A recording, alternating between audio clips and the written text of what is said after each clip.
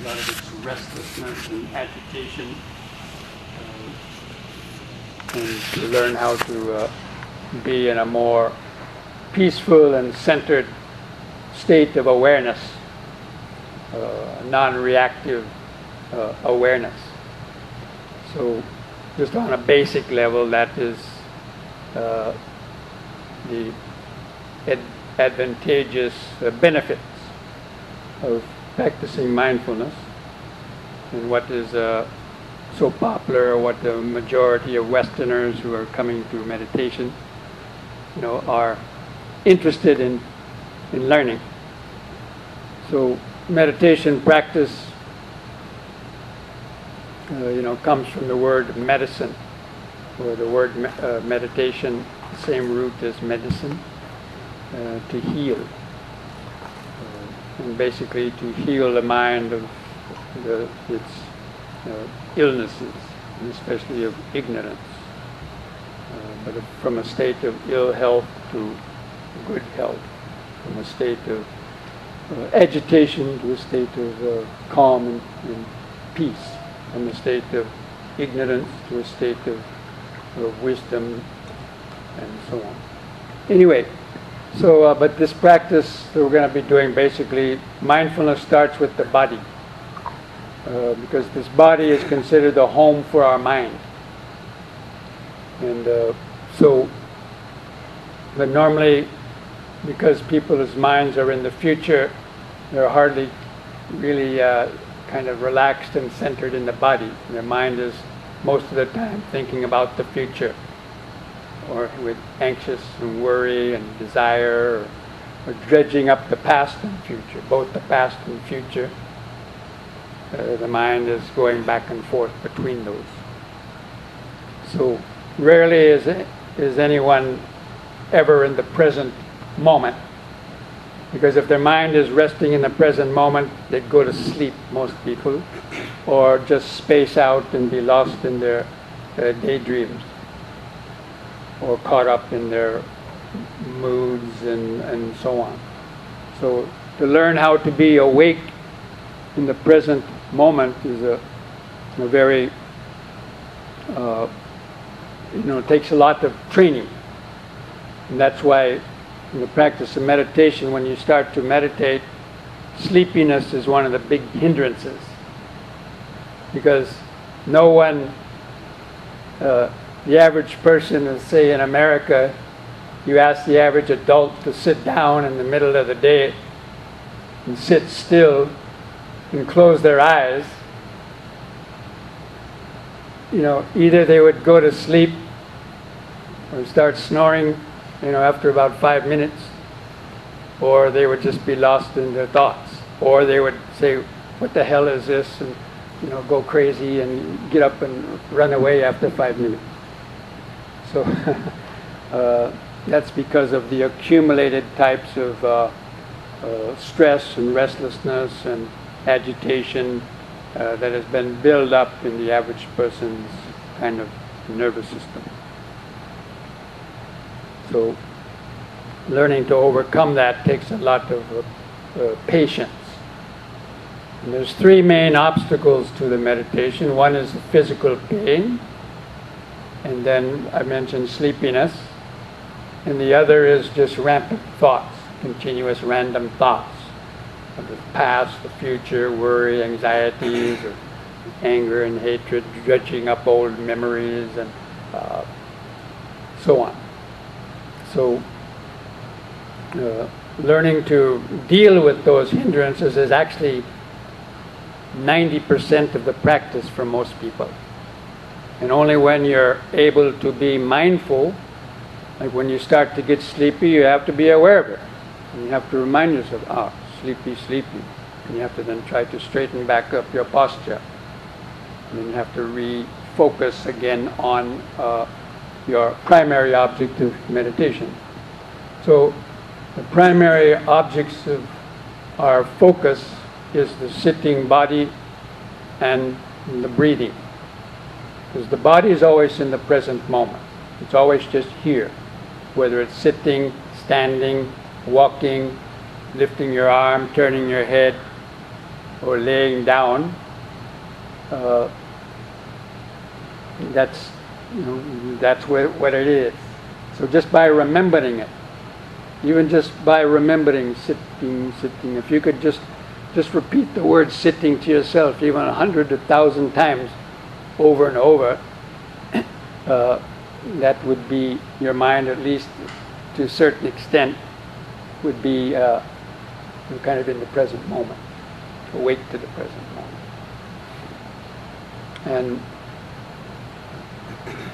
And then we also tune in to the breathing process. So there's, the body is sort of the outer shell, we call the outer body, and then the breathing, feeling the breath going in and out, that's sort of the inner object, or the more subtle object, is feeling the breath within the larger body. But either of those two acts as a kind of an anchor. So we need to have an anchor for our mind. Because if you give the mind 1 second of idle time, it's out of there. It will immediately,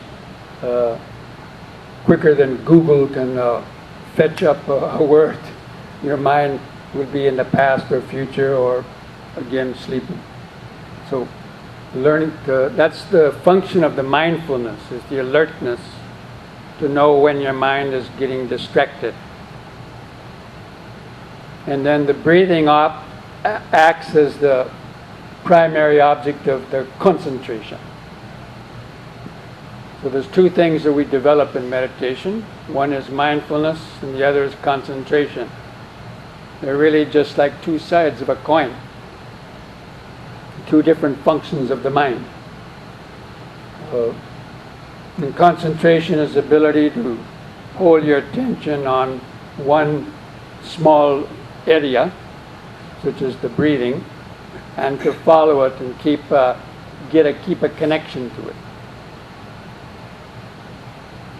And that helps us to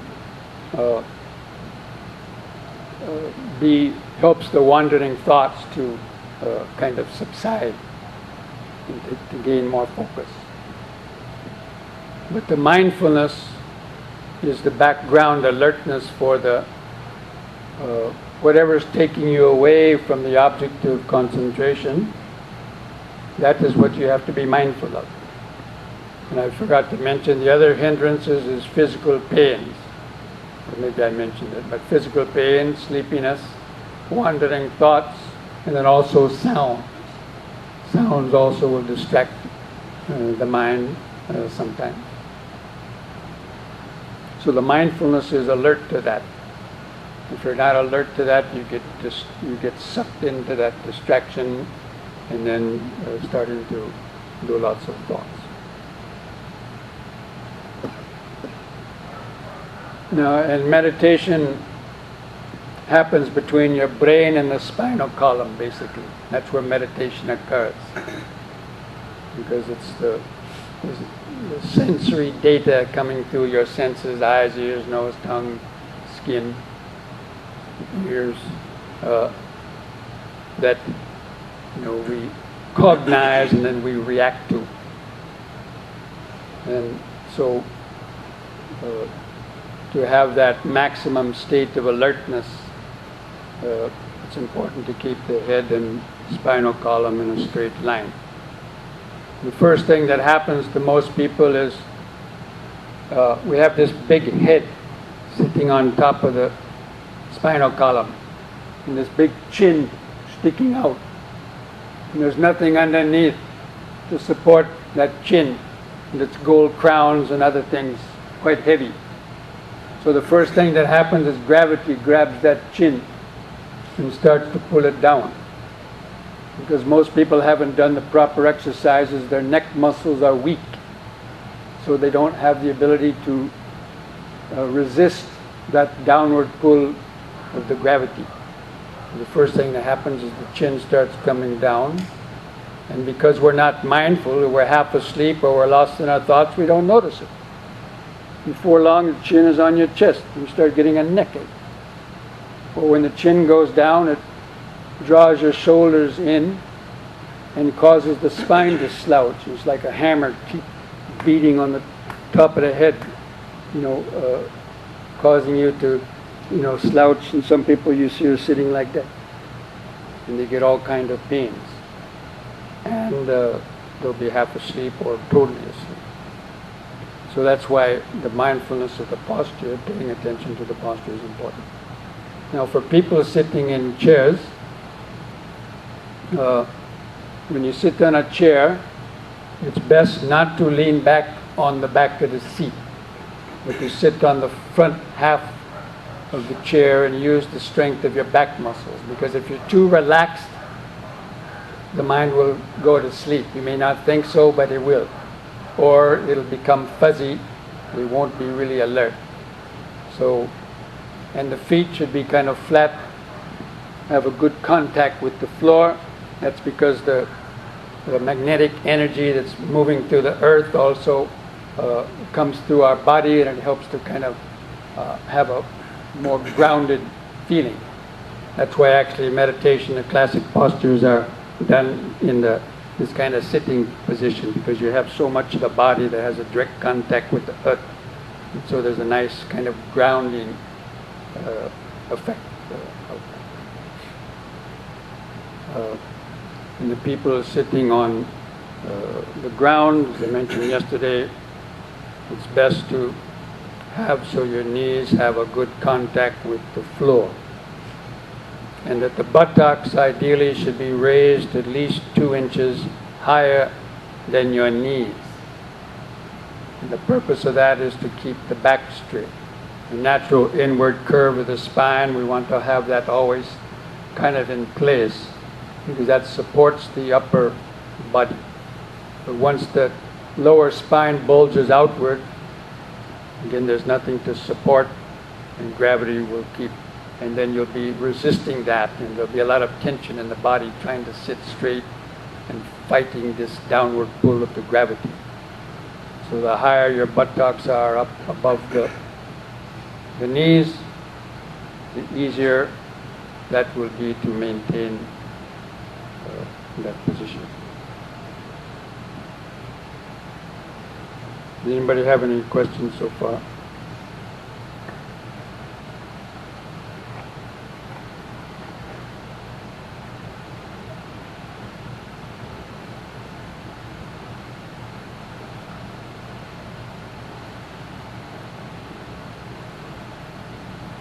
Okay, so we're going to be practicing this mindfulness in the sitting position, also in the standing position, and also doing walking awareness, and also in doing some simple yoga exercises. Because ideally, in the development of meditation or mindfulness, it's something that you ideally develop to be mindful during the day. So formal periods of meditations, as we're doing now, is simply a training ground. But if you get up and you leave the meditation on the cushion and then go out and do your various activities, then you'll miss the full benefit of the meditation.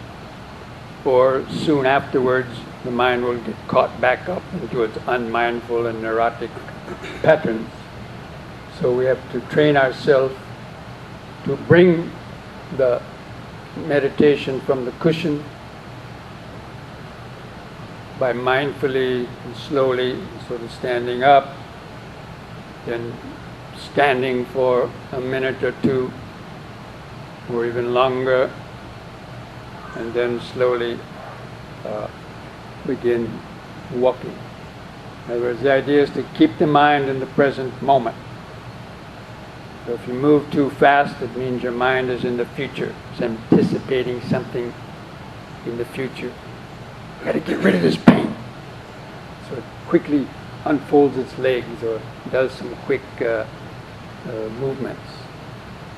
That's because the mind is in the future thinking about the relief of this pain, wanting to quickly relieve it, or to do anything else.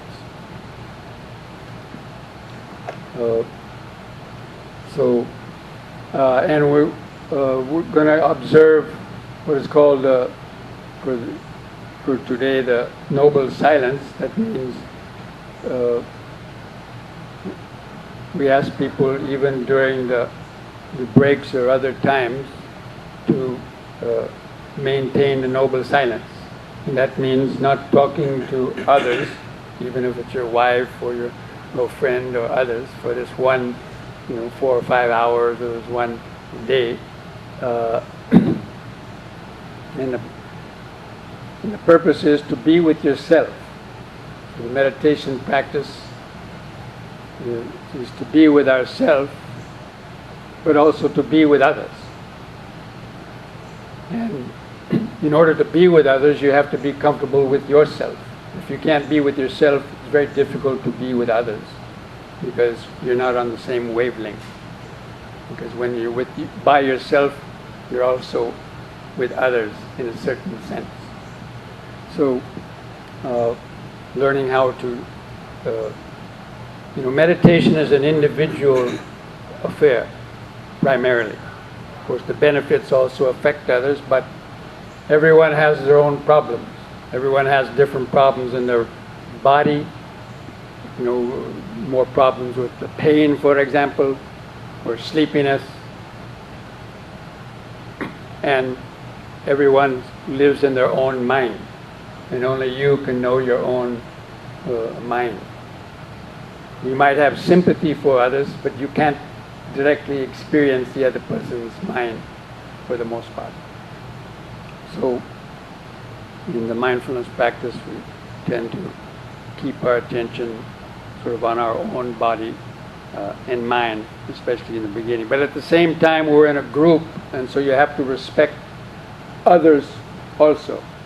And we've all come here to practice the same thing.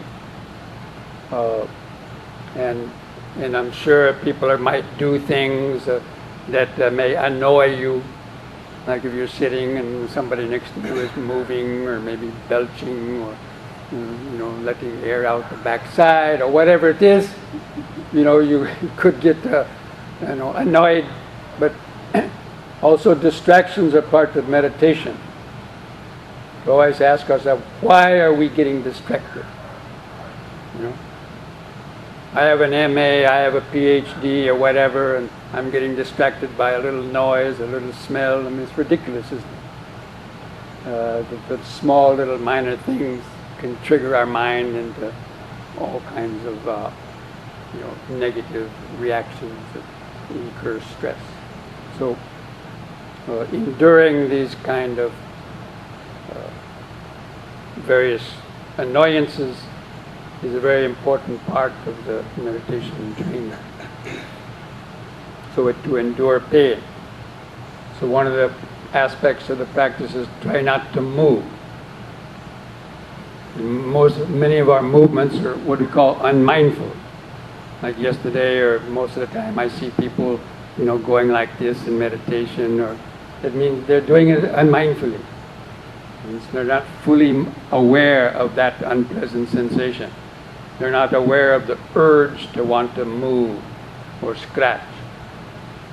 But that's important in the practice of mindfulness, is to be able to notice this impulse to want to move, and just be aware of urging, wanting, and try to relax around that uncomfortable feeling to see how basically it's impermanent. And if you give various annoyances just a few seconds, or 5 or 10 seconds, most of them will change and disappear. And you don't have to waste your physical effort to remove it, or your mental effort of getting agitated by it, because it's going to disappear anyway. And so actually meditation and mindfulness is a conservation of energy. It's the new ecology. People talk about ecology and saving energy. Turn off the lights, use energy-saving bulbs. use electric cars. All of that may be well and good, but what about your mind? What about the energy of our body? What about the energy of our mind? We also have to conserve that. But people normally don't think like that. But in meditation practice, that's what we are trying to conserve, because the outer world is only a projection of our mind. And so if whatever we're doing in our body and mind, that's the tendency, the way that we project into the outer world also. Anyway, these are just all generally some different aspects that we are using. But I don't want to spend too much time on that now. We want to begin our meditation practice. The Dhamma talk later on. We will talk more about those things. Okay, so anybody have any last questions about what we're going to do today? Is the schedule put up? Was that schedule put up? I couldn't find it. I gave that schedule yesterday to somebody with the timetable. Anyway, I'll just basically, so from now until about 11:30, we're going to be practicing, as I mentioned. First we're going to do some exercise, and then periods of sitting, standing, and walking up until lunchtime. Did everybody bring a bag lunch? Anyway, we're going to have a lunch break.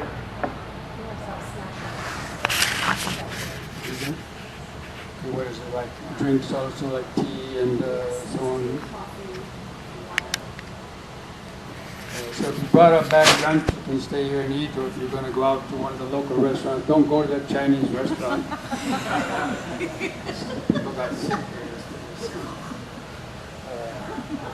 Go to the Thai restaurant. There'll be a lunch break from 11:30 to 1. If you finish early, you can do walking meditation, or come in here and sit or rest, or do some walking meditation like in the garden. 1 o'clock we'll be doing a longer Dhamma talk, and then after that, some more meditation. And then hopefully you want to go until 5:30, you can go to